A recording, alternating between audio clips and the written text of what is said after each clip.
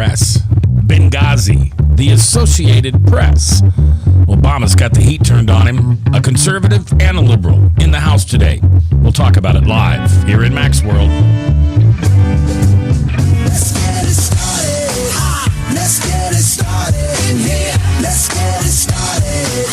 Let's get it started in here. Let's get it started in here.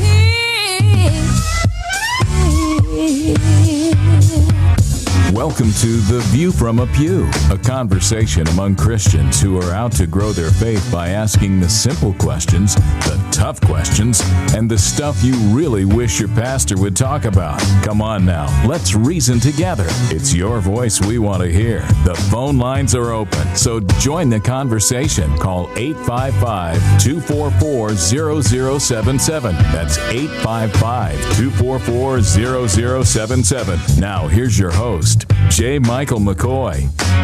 14th day of May in the Lord's year 2013. I'm J. Michael McCoy, and this is the Tuesday edition of The View from a Pew. Tom Coates in the house with my special guest, Michael Libby. Breaking news. Iowa House Senate negotiators have reached a budget accord that should end the 2013 session. That just released by the AP. So I guess we got a budget accord. At least that's what they're saying. All right. Today I've got Tom on the right and Michael on the left. And I'm going to stay mostly quiet today as a gift to Mr. Libby's lovely bride, Georgie, who says that I never let the liberals get a word in edgewise. And so I want to be a good boy today. So she has another perception of me. So, Tom, sick 'em. Are you making any concessions Well, we for so Tom? seldom get good liberals in here, and, That's and true, we Michael don't. is a good liberal. Yep, he He's is. articulate, he's intelligent, which makes you wonder what genetic deficiency he's dealing with to try to put him over on the left, right? Well, he has a God in his life, and most liberals don't. So that I think that probably helps. There you go. Let's get to Obama a little bit later. You wrote in your Sunday morning coffee, which I enjoy reading every Thank you very Sunday much. morning. Yeah, by the way, that's every Sunday morning. Yep. Usually in the morning. And Sunday morning coffee is a political and opinion rant on politics, gossip, and religion. Yeah. Yeah, so it's kind of fun to write. You know, it's one of those things that I've been doing for years, absolutely years. And over the past maybe, 8 months, has suddenly caught traction. I was at an event just the other day, and somebody from Milwaukee, Wisconsin came up to me and goes, really? "Oh, Michael, I read your column every single Sunday." Yeah, it was kind of interesting. Can you track and see how many people are following it? Yeah, I do. You know, it's several hundred, but hey, it's fun to do. Yeah, I enjoy it. I've read it for years. It's kind of tongue-in-cheek, but it's fun. I've been at the stinging and biting end of it from time to time, but I forgive Michael for his misinformation that he repeats on the Maybe I'll log. have to take a look at that. I've read a few Ed Fallon's things, and sometimes I feel like I'm dumber after I get done reading them than when I started. Ed uses big words. Does he? Yeah. Oh, okay. He has a thesaurus. Yeah, one of those. Yeah. All right. So one of the things you wrote about in Sunday Morning Coffee was was it a prediction that Jack Hatch would run for governor? Well, I knew weeks and weeks and weeks and weeks ago that this was a possibility, and of course Senator Hatch couldn't be here. The session is still going on. Yeah. And I thought, my gosh, Mac calls me and wants to see if I would sit in for the senator, so to speak. And I need to make sure everybody understands that I don't speak for Senator Hatch. I'm not on his election committee, but I think it's going to be an interesting opportunity for Senator Hatch to run for governor. I believe he's got a news conference later on today or tomorrow where he does some formal announcements about this. But he's a well-regarded leader in the Iowa Senate. He's brilliant when it comes to the health care issues. And he has represented all sorts of people across the spectrum well in the Senate. So it'll be an interesting race. Here's my prediction is, should Senator Hatch run, I'm not so convinced that Governor Branstad will seek another term. You don't think he was going to before that? I think it's really up in the air. I think if Secretary of Agriculture Tom Vilsack runs, Governor Branstad is a sure bet to run. I'm not so sure he's going to run against Senator Hatch. And that's not because I think there's a real want to put Lieutenant Governor Reynolds up for election. I think that's a real motivator within the party. But of course, the party is so splintered and so fractured right now. I'm not sure. It's really, who knows? Who knows? But my feeling is that if Secretary Vilsack runs, that he very well may win a primary if there is one. And should that happen, I think that Governor Branstad will be absolutely forced into that to hold the office for the Republicans. For the Republicans. Yeah, because I don't think anybody else could beat Vilsack. former Governor Vilsack. Right. All right, so let's kind of unravel what you just said, Michael. You're saying first that Jack Hatch will most assuredly try to run. I think he will, yes. And you're also confirming what I think most people would believe if Vilsack does run. And what do you think the chances are right now that Vilsack would run in 2014 for the governorship? Right. I think it's about 60, 70%. That he will? Yeah, he bought a house here in Dallas County just last month or the month before, and I think he's got a real love for this state. His wife is well regarded in the state, every place except Western Iowa. But I understand she just took a job out in D.C. that pays well and she likes. Did. Absolutely, she did, and it's a great position for her. But given the time and space continuum and all of the things that we have at our disposal relative to travel and internet and those types of things, working among people, I think that it's it's not that far of a trip anymore. It's not as though Iowa is a million miles away from Washington, D.C. And she can also do a lot of her work remotely, from what I understand. Well, she could, but I mean, it would seem to me that Branstad in all likelihood will run for re-election for one more term, because I think if I said to another political operative the other day, and he agreed that if he had had a Republican Senate where he could have gotten some of the things he wanted to do, I think there's a greater likelihood he would have stepped aside and given Kim the shot earlier. Now, the fact that Kim turned down the chance to run for the Senate, where she would have been a top candidate to run for the vacating seat that Harkin is stepping down from, indicates that she has her eye on the ball and she wants to be a governor. Now, I was surprised until I talked to some people that knew him better that Vilsack didn't want that Senate seat for himself. I just assumed that he did. But other people that know the situation better said that he views himself as an administrator, exactly, not a legislator. Right. And that's the reason. And then there's only one other place, in all likelihood, since I don't imagine he's anymore has quite the hubris that he once did to think about running for president, then it's to come back to Iowa and be a governor once again. Now, the question is, Michael, though, would he do it in 2014 against a very formidable sitting incumbent, Governor Branstad, or would he wait 4 more years when, in all likelihood, no matter what, at that point Branstad steps down and he has his protege, Kim Reynolds, in all likelihood, groomed and ready to run, and that would be an easier picking for Vilsack than Branstad. What do you think? I don't know. I think that the Democratic Party is emboldened by the fracturing going on in the Republican Party. Mm-hmm. Since Mr. Spiker's taken over the Republican Party, we're not sure whether or not it's the Ron Paul Party or if it's the Republican Party. So I think that there's a lot of division within the Republican Party right now, and I think that some seasoned politicians perhaps see this is a real opening to reclaim the governor's. Okay, here, of course, now as we're going to talk about the trifecta, as we talked about before the air on the scandals, and here we're hardly into the second term of Obama, Too much. and now he's reminding even some of the liberals in the media of Richard Nixon's second term. They're referring to some of the cover-ups and the scandals as Nixon's, too. The point I guess I would make is that if this Obama second term becomes as toxic as it's starting out to be, I don't know that very many Democrats would want to stick their necks out if he's as toxic as he might be by next year, Michael, that would really make it difficult for Vilsack coming out of a cabinet post in the Obama administration to come back and run and perhaps shoot himself squarely in the foot. Wouldn't he stay there and wait for an easier target and perhaps a better time?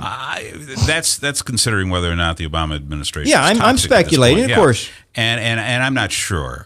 We've joked a little bit before we went on air about this being the trifecta, and it has been kind of an interesting thing to watch.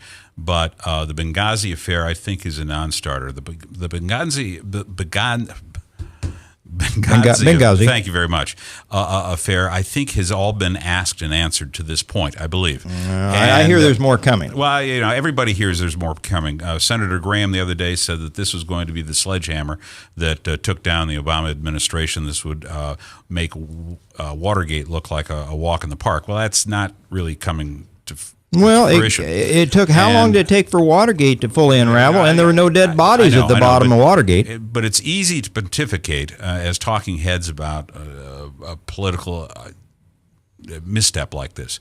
But I think that the fact of the matter is that the independent. But let's make it not so rhetorical, because the thing about the Watergate was the break-in during the elections in 72, and it wasn't until 2 years later in 74 that Nixon was forced to step down. Right. So it took that long to unravel. Benghazi only happened a few months ago. Well, Benghazi, I think that's done. Well, okay, I don't. So we disagree on that. That wouldn't surprise me. But I think that Benghazi has been fueled by particularly the right in this whole message, because I believe what we're trying to get done is find a way to derail the Hillary Express for 2016. And because Mrs. Clinton was the Secretary of State most recently, I think that there's a real desire, and she's really hated and disliked by the right. And I think that for those reasons, they would manufacture or do almost anything to get that done. But isn't that the truth on the other side? They view Hillary as the entitled one. They think, in some cases, especially the women, Michael, felt that she was unfairly bereft of her opportunity to become the first woman president, as Barack Obama stepped in line ahead of her. Mm-hmm. I mean, here you had this rookie senator of no accomplishment coming out of Illinois, steps in ahead of Hillary Clinton. Now they think she does, and so doesn't the same desperation that you're describing on the right exist on the left to cover up and do anything they can to try to protect her from what looks like a very legitimate scandal on her watch? Yeah, I don't think so. I think at the end of the day, we're going to see that this is much more hubris about the Republicans attempting to put some dirt on Mrs. Clinton, and I don't think it's going to stick in the end. And she's going to. I don't believe it will. And I think you're whistling through the graveyard, my friend. I believe that she'll be the candidate, and she'll win in 2016. Well, I know that that's your fervent hope, but I think you're whistling through the graveyard. Well, that's my opinion. Michael Libby from Inside on Business. You can hear his show at a quarter. Where I don't do politics. On Inside on Business? No. Oh, so this is a rare view through the eyes. Yeah, exactly. I do not do politics. Inside on Business, heard on this platform, webcast1live.com, every single Monday at 8:45 in the morning, produced by Ryan Northfield. And, of course, Tom Coates, my regular co-host on this Tuesday. We used to talk politics on Wednesday, but we do it on Tuesday now, and we appreciate that you coming by. Okay, so just so I know what the scorecard here is. On Benghazi, you think that Michael, you think everything that's come out has come out, and that any fueling of this is going to be politically motivated by the right? I think it's already been politically motivated by the right, and I also believe that the inference that Secretary Clinton had with relative to a fault, all of those things one by one have been knocked down. I don't think Benghazi is going anywhere. All right. And, Tom, you believe that the truth has yet to come out about Benghazi. I think we've seen enough of the truth to know that there is a huge problem here. Again, you've got 4 dead men, good men, that needn't have died if things had been properly characterized. And the warnings were coming out of the embassy, and they were ignored by the State Department time and again. And here 9/11 comes, the anniversary of the greatest terror attack in our modern-day history, short of the 1941 Pearl Harbor bombing. And that's what we've got. And we've got nobody stepping up and taking responsibility yet. All right, and we kind of swayed from the Jack Hatch for governor into the Benghazi thing, so I want to go back and review that. And then, the other part of the Triple Crown, this IRS scandal that they agree that they have improperly audited and been hard on far right-wing organizations, and also the hinting of the AP. We'll talk about that today live on KTIA.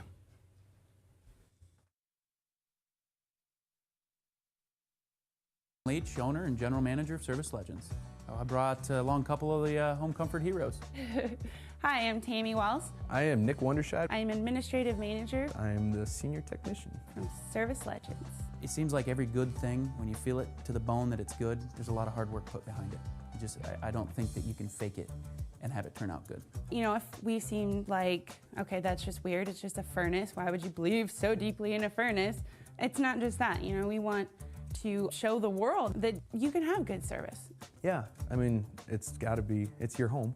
It's built into our daily trainings, it's built into our culture, that we're going to do whatever it takes to have each client say they love us, period. That's why we spend all the hours in the training that we do. And if we guarantee it's going to be a good experience for you, or else it's free, what type of work do you think we're going to do?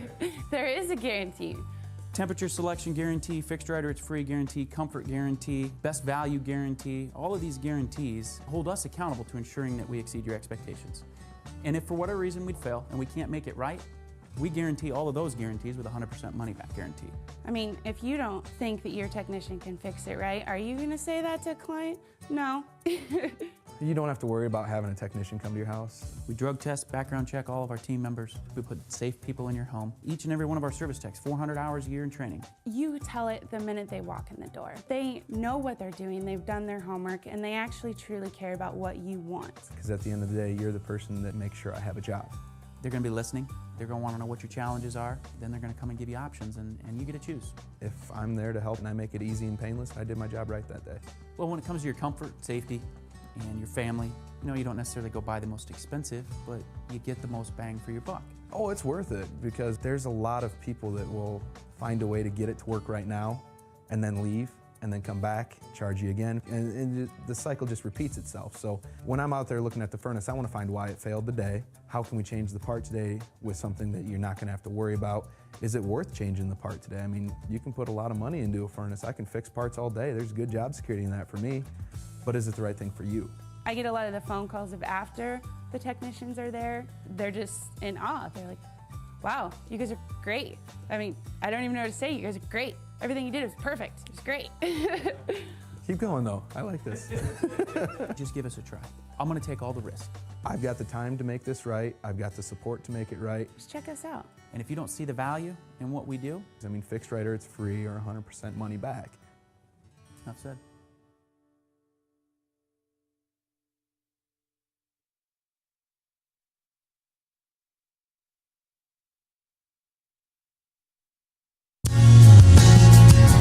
We've got questions.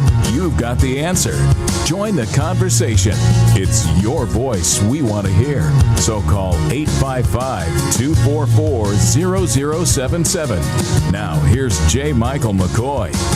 21 minutes after the hour on this 14th day of May in the Lord's year 2013, and it was just a few years ago. I don't think many over 18 years ago today that my lovely bride, CJ McCoy, was born. Today is her birthday. She won't tell me exactly how old she is. I don't know what year that was. She just continually remains legal, and that's what she says. But today is her birthday. You know, happy and birthday, you certainly CJ. did marry up. Oh, man. Man, Well, you did. We didn't all you? did. I know. But of course. I mean, Happy birthday, CJ. put it this way. My wife reached way down into the bowels of the earth when she drew me out. You and I must have been hanging out in the same place. I think you're a better guy than I am, Michael. But anyway, happy birthday to my bride. And she is, I don't want to get mushy here, but I used to hear, guys who would say, oh, I'm happier today than the day I got married, 20, 25 years into the marriage, whatever.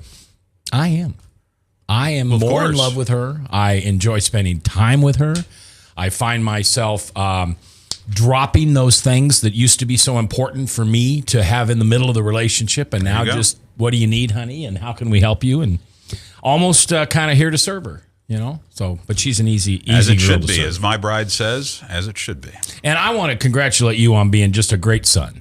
You have moved your mother back here. Yeah. Almost 2 years ago. And you put that journey on Facebook for us to see, and she's a lucky woman. I hope she knows that. Well, today was 2 hours at the eye doctor at the Wolf Clinic. You know, she the highlight of the week is either Hy-Vee or the doctor's office. Okay.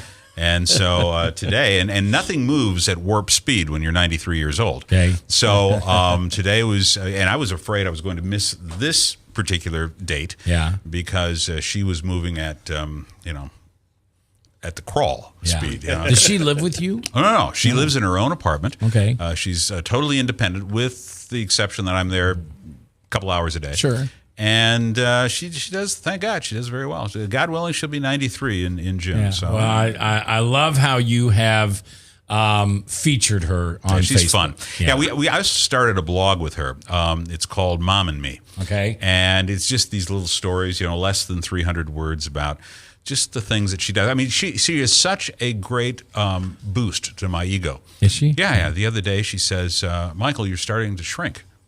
I said, what, Mom, what are you talking about? I'm starting to shrink. She said, no, you're starting to stoop over like your father. I said, Mom, what are you? Okay, fine. And you're getting pudgy. And you're getting pudgy. Yes. So, well, can you blame it on? You can't blame it on her cookies or cooking, right?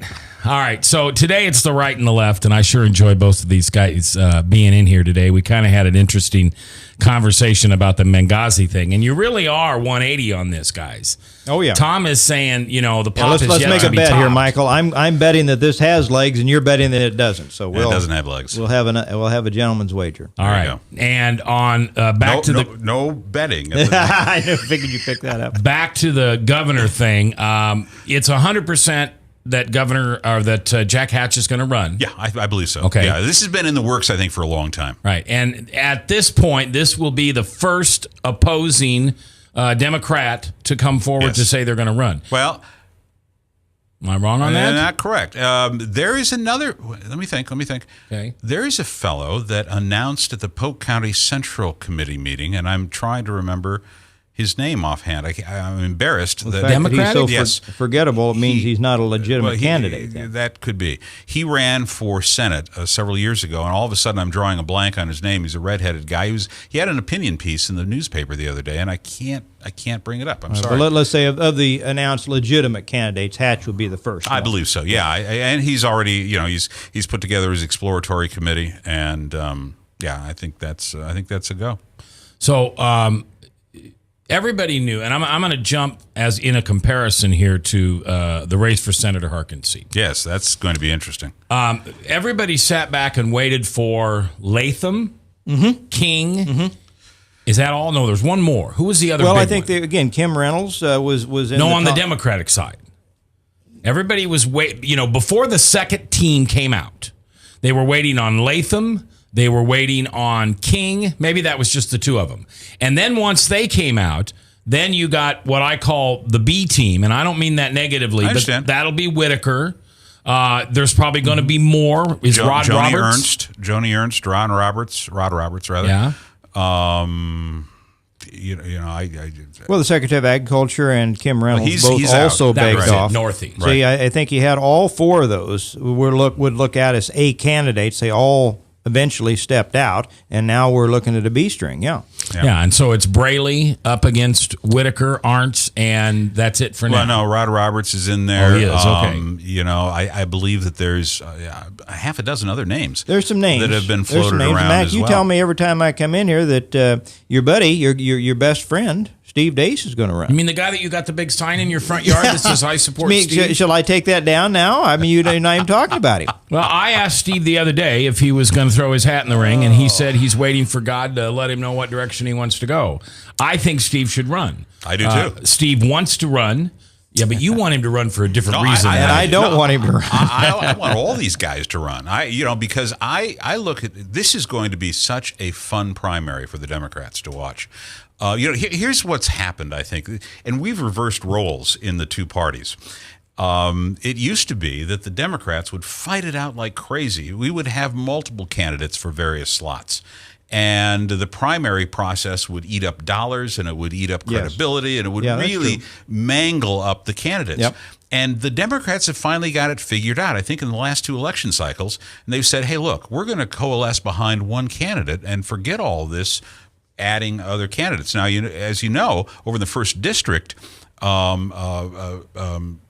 Murphy has announced that he's going to run for the congressional seat over there, and Ms. Danker has also, who's now on the, I believe it's Commerce Committee, or Transportation Committee. Transportation Committee, I believe it is just announced they're that going to run for Braley's seat. Right, run for Braley's seat, and I think that's interesting. I think that Murphy's got the leg up on that, though, at the end of the day. But I think that my point is, my ADD is just kicking in. So my point is, I think that the Democrats have finally figured out that they've got to go ahead and join together behind a candidate.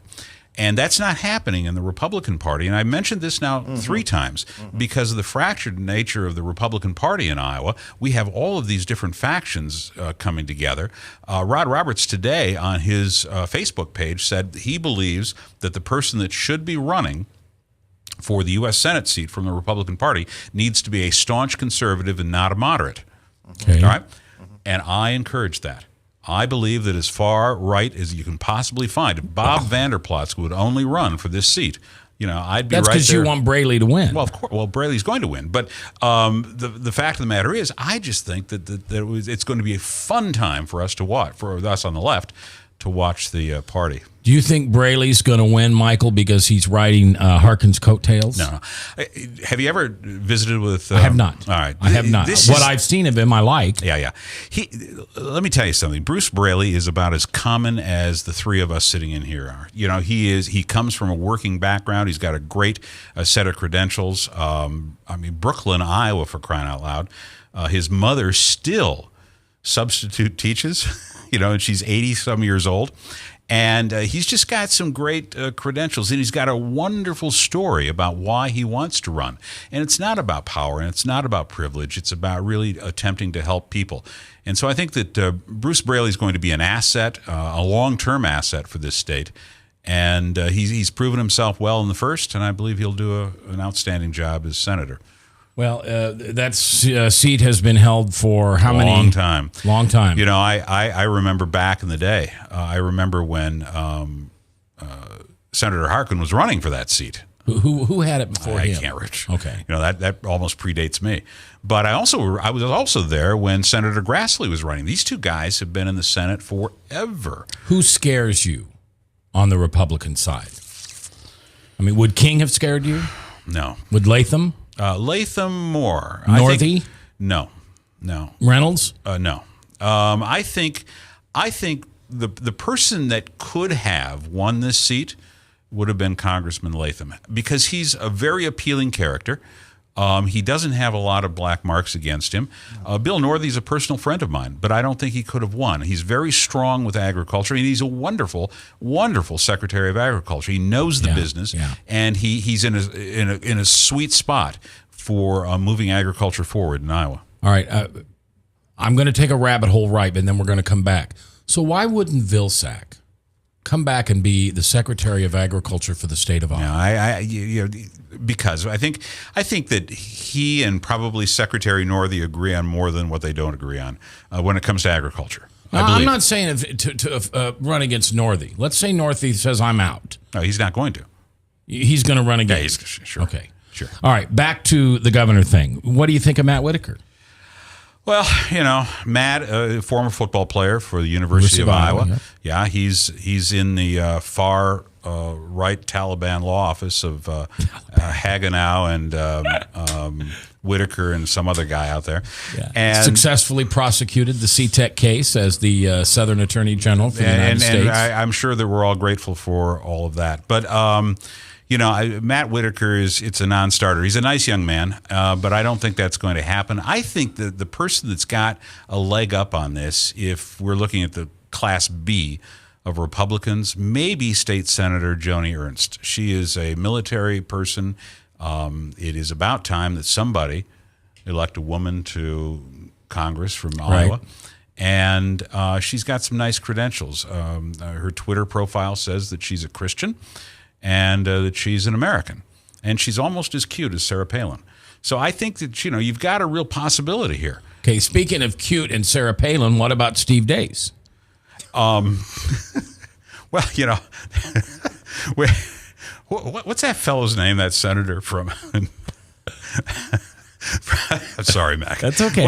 I expected something different from you today. What did you expect? I expected the hammer and sickle as my green screen. No. But can you get that done? Not at all. But anyway, what's the state senator's name? I have this mental block. From here? The senator from Mingo. Sorensen. Yeah, thank you. Now there's a classic. They ought to run him. Oh no. I think that Steve Dace, Senator Sorensen, Jack Whitaker. I think we're all in the same ballpark. Yeah, I think that somebody who's got Rod Roberts might take a shot at this. Who knows? He was a successful legislator and known well in Western Iowa. I don't know if he'd play very well in Eastern Iowa, but we're in the metros. But. Well, and Rod's a man of high integrity. He's one of the true. I don't know if you put Branstad in there. I would. I used to. Governor Branstad and I were relatively close at one time, and then when Did you turn left? Well, no, he went tinfoil hat right on us. When he started doing the things that he's done, line item veto about $500,000 to the Food Bank of Iowa. That's when saying no to high-speed rail across the state of Iowa, linking Chicago and Omaha. Oh, excuse me, Tom. You'd like to say something? I don't know, Mac. It's hard to know where to pick your spot here. High-speed rail. Yeah.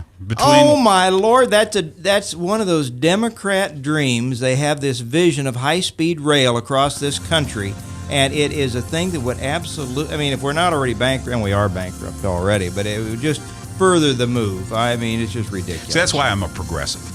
All right, Mr. Progressive, Michael Libby, along with Mr. Conservative, Tom Coates in the house. When we come back, we've talked a little bit about some of the challenges that the administration in Washington's having.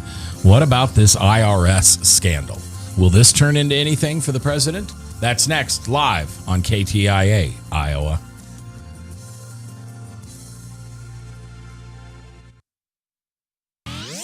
From the RE/MAX Real Estate Concept Studios, this is Webcast One Live.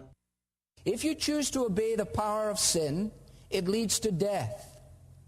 If you choose to obey obedience, it leads to righteousness. Forgiveness is just the beginning of life in Christ. God wants us to live for Him now. And because of Jesus Christ, the gospel was preached, and you and I are blessed today because of Abraham. Did you know that? We're blessed. Experience Truth, 99.3 FM. Drink, dance, party. Kitty's is the ultimate dance club in Des Moines. A huge dance floor with room to move, 3 bars to keep your drinks full, and kickin' DJs playing all your favorite dance music. At Kitty's, we've always got your birthday party planned with Birthday Fridays. That's right, when your birthday rolls around, there's only one place to go. Gather up your friends and head to Kitty's, where you drink free on the Friday of your birthday week. Find out more about Birthday Fridays at kittiesusa.com. Kitty's, all kinds of people, all kinds of music, all kinds of fun. Drug and alcohol addiction slowly steals a person's identity, tearing away pieces of their life little by little until one day it seems like the hope of a happy future is gone and there's no chance of getting it back. Here at St. Gregory Retreat Centers, we can assure you that there is hope. Our unique approach to recovery begins with the understanding that the dysfunction and damage caused by addiction can be overcome, not just dealt with.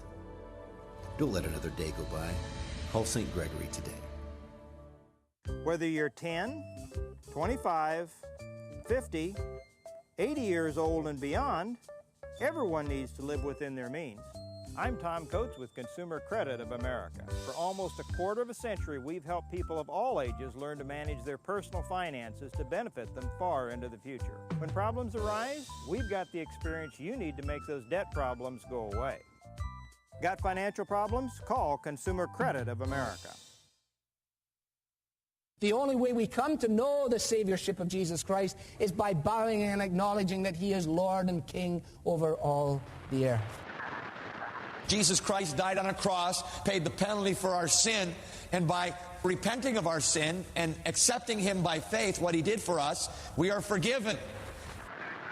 Salvation is not a combination of faith and works. Salvation is by faith alone in God. Experience Truth, 99.3 FM. From the RE/MAX Real Estate Concept Studios, this is Webcast One Live.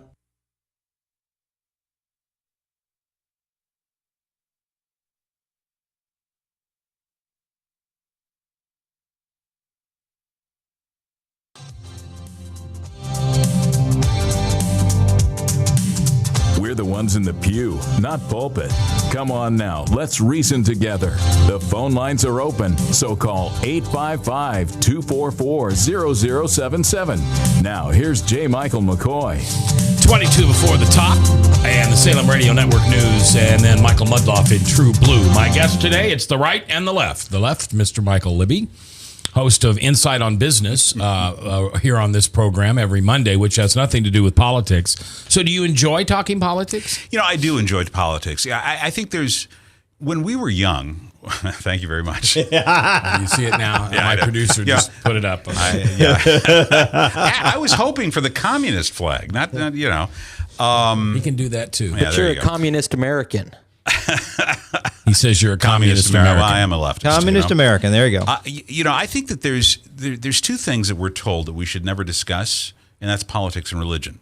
And I think there's two things that we should be discussing all of the time. But the reason that we don't discuss politics and religion, in my opinion, is because most people know very little about either one of those things. And so they make up their minds on politics or on religion based on their emotion. So if I question your politics or your religion, I'm not questioning your intellect.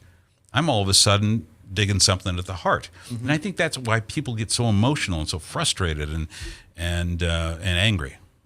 Yeah, I would agree. I mean, it cuts too close, you know. And but we enjoy talking about those things on this show, don't we? Yeah, well but like mine, see? But I wish we had more folks like you, Michael, who could come in and have a conversation, even with a little sarcasm, which doesn't offend. And I know it's up to Tom and I not to be offended, and we both know that. But sometimes things that are said by both sides. You know, I know that when we get into a conversation about abortion, about the third or fourth sentence, the baby killer line is going to come out. Well, I tell you what, we've got it. Today's newspaper, front page, thank God, on some of the newspapers across the country, showed what we're talking about. Gonzell. Yeah. Yeah. I mean, this guy finally was convicted. 3 counts of first-degree murder, could face the death penalty. No, and I was just going to give you an update. He has agreed to waive his rights to a retrial. Not a retrial. What am I trying to say? He would ask for a. I'm sorry. I'm going blank.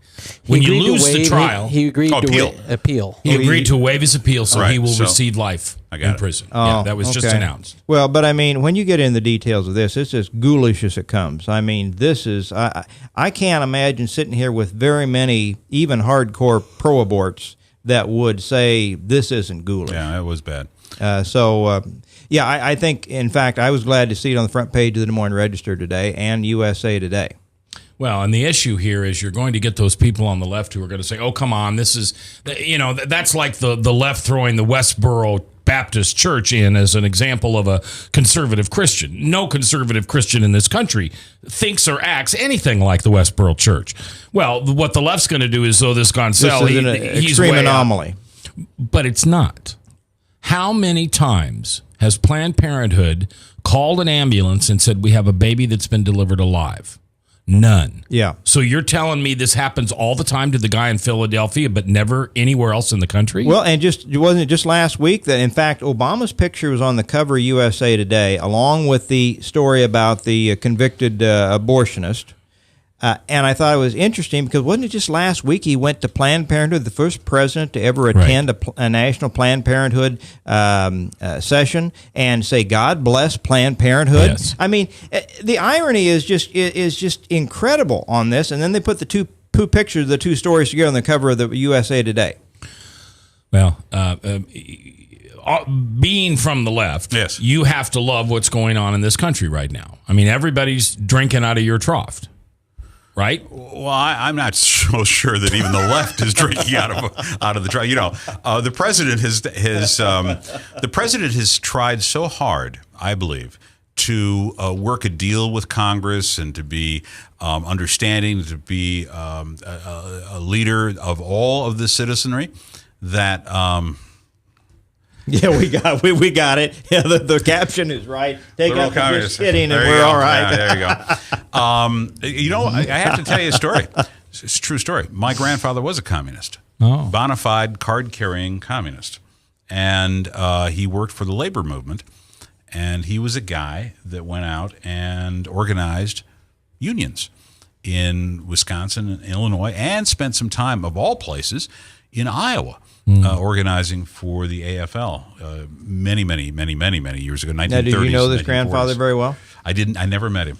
Never met him. But anyway, so I don't think we're all drinking at the trough of the president. You know, I was for a single-payer health care policy. He caved and he offered up the Republican ideal, which was the thing that we have now that's called Obamacare that the Republicans hate, but it was really Mitt Romney's signature thing in Massachusetts. So now all of a sudden, it's a bad thing. So I would have much rather been much more liberal with that. So I don't think that we're all drinking at the trough. You know, these two issues that we're supposed to yet talk about. One is the IRS, right, and the other is the AP. Let's go with the IRS. The IRS. That's an interesting thing. You know, this isn't the first time that the IRS has targeted political organizations relative to their tax-exempt status. It happened during the Bush administration. Oh, I thought you were going to talk about the Clintons, but go ahead. No, it happened during the Bush administration as well. And these are, I don't know where this is going, but I suspect once the president learns whatever the facts are, whatever's going on, I think he'll move swiftly and decisively there and return the IRS back to a neutral base where it should be. At a graduation ceremony at Arizona State in 2009, Barack Obama said, "I'm going to sick the IRS after the Tea Party." Now, you can watch that on YouTube. Yeah. I'm not making that up. So why isn't it fair then for the media, of course, to say, well, he said this? Sure, he said. Yeah, I don't know. I've not seen that. I don't know in what context that was said. I don't know if he was joking. You know, the president tends to have a good time. It may have been. It may have been a joke. I saw the clip, Michael. Yeah. It may have been a joke. I think there is, as any area of good humor, there's an element of truth. How big an element is an interesting thing. I will not believe that there wasn't some knowledge. Because of Barack Obama's background, he has used inside information on 2 previous occasions in Illinois to smear his opponents late. I will not believe, since it started in 11 prior to the 12 elections, that the president and some of his top-level minions didn't have knowledge of some of what was going on. I think it defies credulity a bit to believe that there wasn't some knowledge in the White House of what was going on, given the timing. And his background, the way he does things. Somebody tell me what's wrong with this. I'm the president, and you and I have fought and fought and fought and fought. I called my buddy at the IRS and said, just make sure you audit him. Don't treat him unfairly. Don't cheat him. Don't steal from him. Do it above board, but just make sure he's on the list. Well, Mac, didn't you see that some of the people that were specifically targeted were people that were big contributors, the Republicans, in this last election cycle? There was a reporter down in Missouri that asked particularly tough questions of the president. He was then investigated by the IRS. I mean, the timing of much of this going on and his background as a hardcore thug of a politician from Chicago would lay claim to this being a consistent pattern on this guy. All right, now what about the AP? Now, I have somebody in my family who is as liberal as you are, Michael, but she will tell you that her biggest fear is that what we're losing is not gun rights or right of speech. We're losing privacy. Well, there's a big issue about privacy here in the United States, but let's take a look at this particular case in totality. Okay. One of the things that I believe the Department of Justice was looking at was continued leaks to the press relative to a terrorist issue that foiled capturing or killing a terrorist in the Middle East. And just like Senator McCain had wanted back several years ago to be able to investigate these things through the media, I believe that somebody did take a look and say, okay, let's start to monitor because we've got to stop some of these leaks out there. Now, whether or not Eric Holder knew about this, I have no idea. I suspect that he did. We finally have, if you're on the right, we finally have somebody that we can actually point a finger to that's the head of a department and say, hey, his head has got to roll. It may. We'll continue this conversation when we come back. Michael Libby, Tom Coates, produced by Father Tattoo, and I'm Mac. Thanks for listening to KTIA, Iowa. From the RE/MAX Real Estate Concept Studios, this is Webcast One Live. If you choose to obey the power of sin, it leads to death. If you choose to obey obedience, it leads to righteousness. Forgiveness is just the beginning of life in Christ. God wants us to live for Him now. And because of Jesus Christ, the gospel was preached, and you and I are blessed today because of Abraham. Did you know that? We're blessed. Experience Truth, 99.3 FM. Drug and alcohol addiction slowly steals a person's identity, tearing away pieces of their life little by little until one day it seems like the hope of a happy future is gone and there's no chance of getting it back. Here at St. Gregory Retreat Centers, we can assure you that there is hope. Our unique approach to recovery begins with the understanding that the dysfunction and damage caused by addiction can be overcome, not just dealt with. Don't let another day go by. Call St. Gregory today. The only way we come to know the Saviorship of Jesus Christ is by bowing and acknowledging that He is Lord and King over all the earth. Jesus Christ died on a cross, paid the penalty for our sin, and by repenting of our sin and accepting Him by faith, what He did for us, we are forgiven. Salvation is not a combination of faith and works. Salvation is by faith alone in God. Experience Truth, 99.3 FM. From the RE/MAX Real Estate Concept Studios, this is Webcast One Live.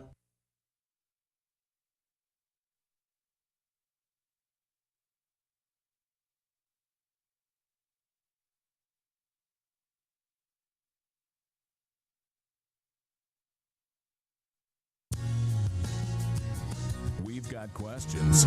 You've got the answer. Join the conversation. It's your voice we want to hear. So call 855-244-0077. Now, here's J. Michael McCoy. 10 before the top. Salem Radio Network News, it's top, and then Michael Mudloff. Michael Libby in the house today, being on the left, and Tom Coates comfortably being on the right as we discuss a lot of issues here. The AP thing. For those who haven't really fully understood it, describe what happened here with the AP. Well, I really don't know. This is a breaking story over the past 2 days. This has been an exceptional week. But are fingers being pointed at Holder? I think Department of Justice. The Department of Justice, I believe, it's been said that they collected phone conversations from the news media. Okay. And Secretary Holder today in his news conference that followed the president, not the president's news conference, but Cheney. Yeah. His White Press House secretary. briefing. Right. Jeez. Indicated that he was recusing himself of this because he had been interviewed with regard to the FBI.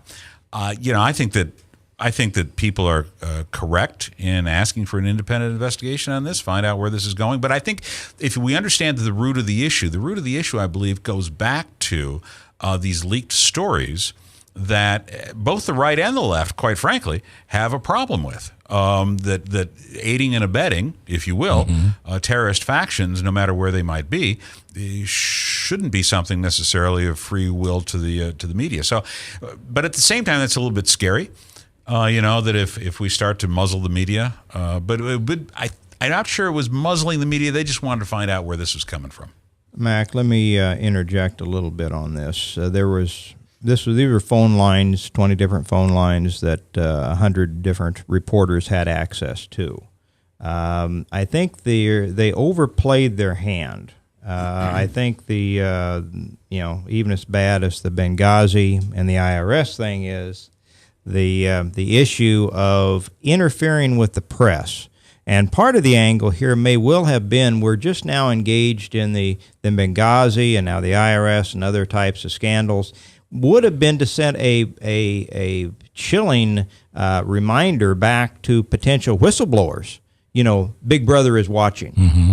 And I think that they overplayed their hand because the left traditionally has, at least in my adult lifetime, has controlled the media, is now offended at the very entity that they have sworn in blood oath to protect, has actually stabbed them in the back. And I think that's why you're seeing some of the press react as atypically as they are to what has been a direct assault on them.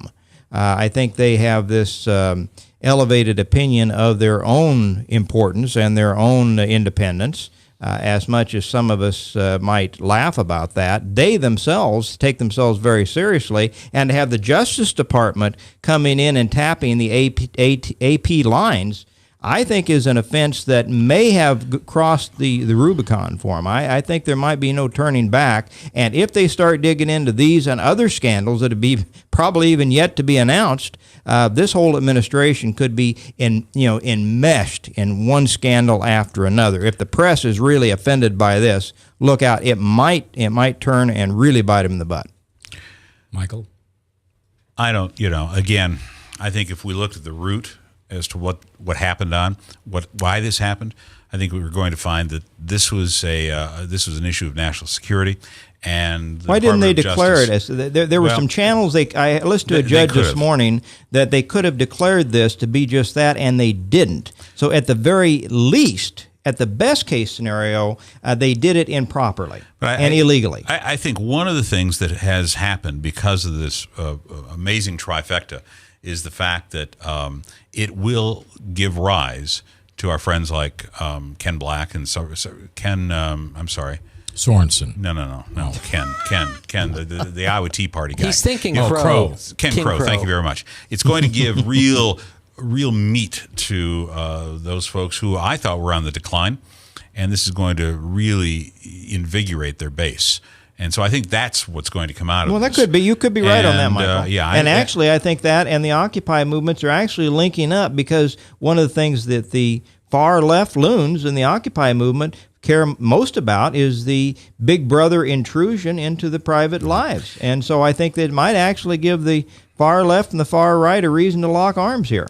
Well, we'll see. I don't think that Benghazi is going to stain. Well, we've got a gentleman's wager on that. Yeah, I don't think that's going to stain the president, nor is it going to stain former Secretary of State Hillary Clinton on this. Wishful thinking, but we will see. I don't believe that the AP story. I think when we look at the facts of what happened, that at the best, for the right, at the best, it may call for the resignation of Eric Holder.